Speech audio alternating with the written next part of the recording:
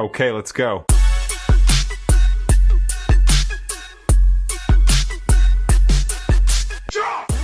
Well, hello there, Chick Chat. We are back with a special video. We've had a little update in our teen mom Gary saga.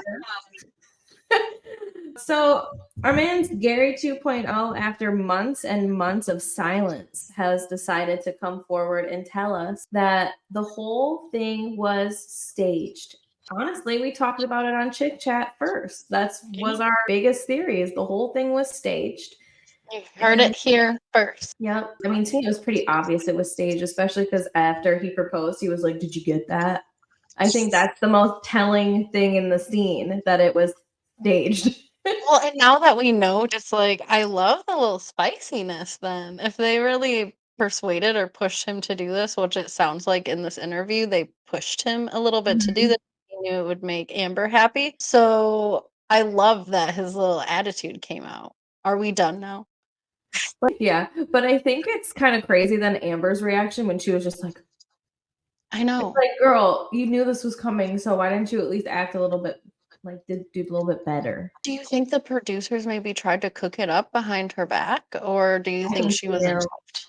I think she She knew had to have because, known because yeah, because as we also predicted, Gary didn't have to buy the ring, because guess what? It was more than likely something Amber already owned. I am saying that not just because I think it's true, but because I pretty much know it's true, but I'm just going to say alleged.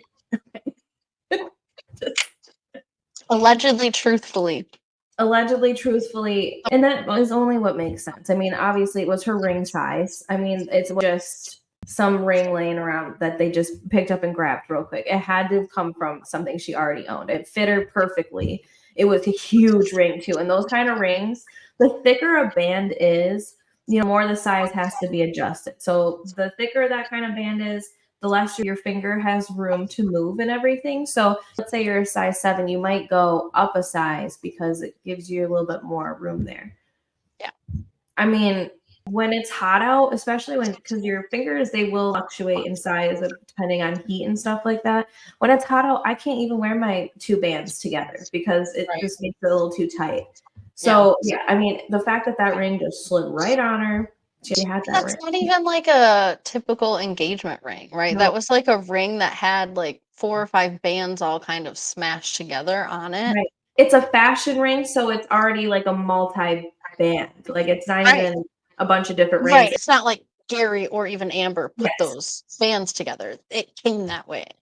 I've already showed what I believe the ring is, and I believe that the picture that I've showed, which I will re-show again, of an example of that ring, is that ring. And if you go back to the original US Weekly article that broke the news of the engagement, they said that her ring was a family stone reset into a band.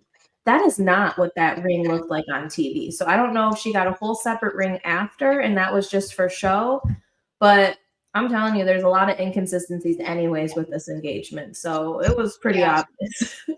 Yeah, I think definitely what we saw was 100%, 110% produced. Gary doesn't sound like he was planning on getting engaged. In fact, it sounds like, based on the second portion of this interview, which is him becoming a missing person, it sounds like he was more and more trying to work his way out of the relationship, to the point where I think his words were, "I was forced to become a missing person." Yeah. To become a missing person. And I had this weird sense in the back of my mind that he wasn't dead, that he was becoming a missing person on purpose. Mhm. And that Amber knew that he on purpose became missing in some crazy manipulative fashion, and abusive, in my opinion, fashion. She sent the whole country out looking for him, Yep. that she could find him. Like he said in the interview, it sounds like she took his wallet and his phone and stuff like that. She's like, he left it. No, it sounds like she took those things and then he left.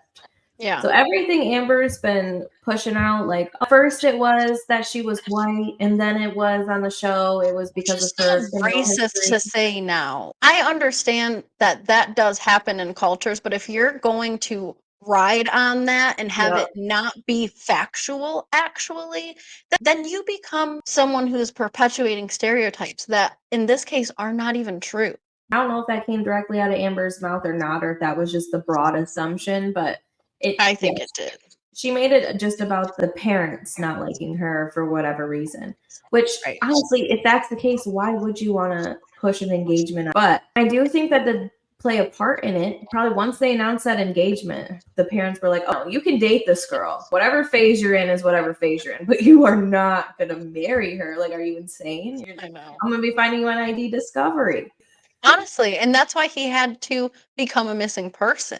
The fact that she was withholding his stuff, his phone and all of that is illegal. And then acting like he left it is crazy too. And he said that they did have an altercation where she got really upset and he was just sick of the ups and downs. But I don't blame him. When you go into a relationship and somebody is open about they have these mental health issues, you are taking a risk. I'm not saying that people can't navigate that, but Amber is a special situation, I think. She is, and I think Gary made the right choice. I Mhm. think that was the safest way to exit the relationship. I'm gonna just read a quick excerpt from his interview. When the toxic fight went from bad to worse, I knew I was going to leave. That's when she found my cell phone, earbuds, wallet, and I think even my toothbrush and deodorant, and would not give them to me. I had no other choice but to become a missing person. I experienced the manic episodes before and I was tired of them. I told Mhm. Amber it was not a good idea to drink. I'm guessing this was on Bubby's wedding day. I told Amber it was not a good idea to drink, but she does her own thing. With everything with my family and now the problems with me and her, I just left. It was the right decision looking back.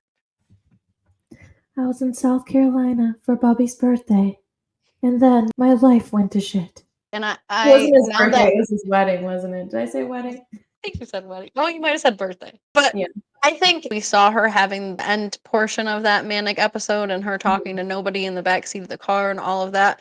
She probably was manic, maybe even well before the wedding. I mean, you can be Yeah, manic for days and days, sometimes weeks. So she right. probably was experiencing mania. She probably did drink too much, and he probably did not want to be there anymore or be with her anymore. I If mean, you're in mania and you can't be self-aware about it enough to not drink even when you're in social situations, he was probably very embarrassed by her.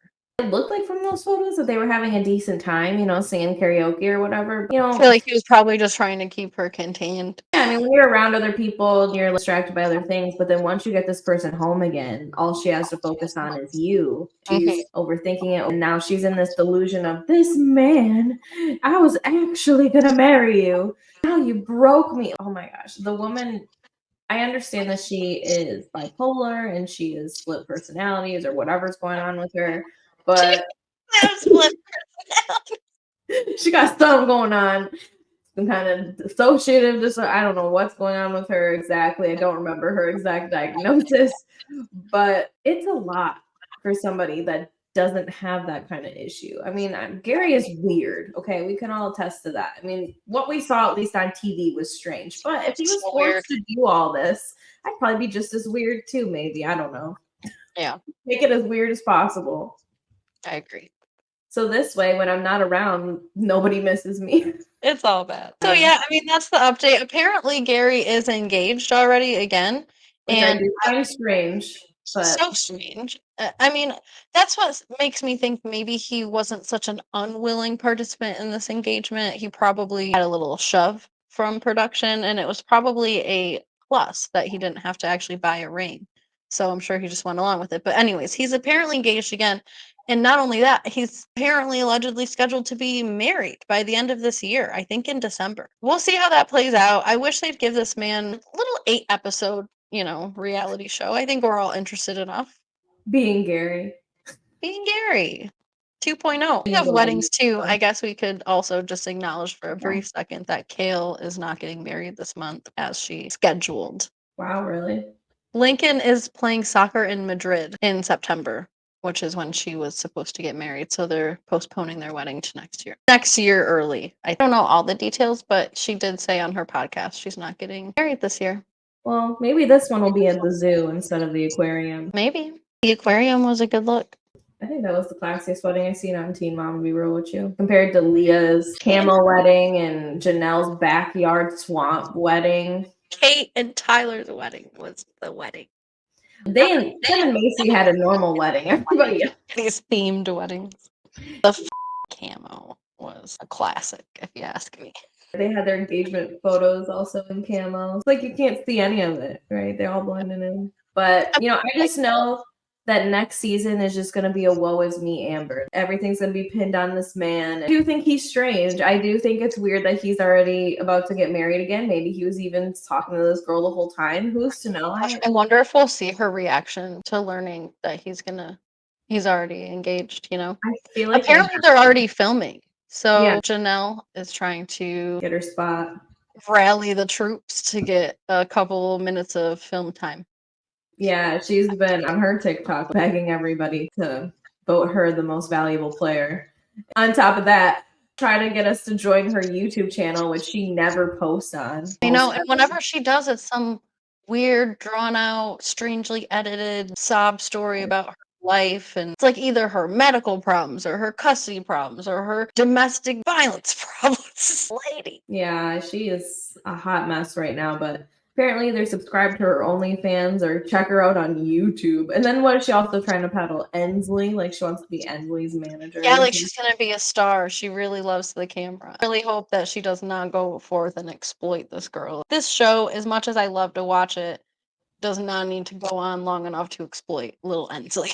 Yeah, look at Sophia. I mean, even look at Jason Kaiser. We've seen the worst of their lives. Honestly, I think the best thing that David's even doing is not letting Ensley film because we don't even really need to see her. Well, he doesn't have a choice in that now.